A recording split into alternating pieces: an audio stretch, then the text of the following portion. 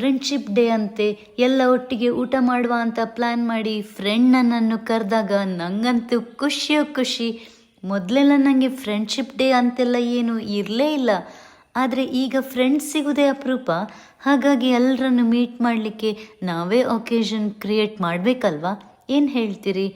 ಇವತ್ತಿನ ಬ್ರೇಕ್ಫಾಸ್ಟಿಗೆ ನಮಗೆ ತಿಮರೆ ದೋಸೆ, ಶುಂಠಿ ಚಟ್ನಿ ಮಾಡಿದ್ದೆ. ಎಂಥ ಒಳ್ಳೆ ಕಾಂಬಿನೇಷನ್. ನಿನ್ನೆ ಬೆಳಿಗ್ಗೆ ಅಕ್ಕಿ ಬೇಳೆ ನೆನೆಸಿಡ್ಲಿಕ್ಕೆ, ಸಂಜೆ ಅರ್ದಿಡ್ಲಿಕ್ಕೆ.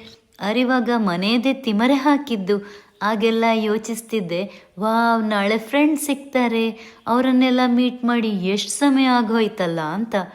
ಸವಿ ನೆನಪುಗಳು ಬೇಕು, ಸವಿಯಲಿ ಬದುಕು.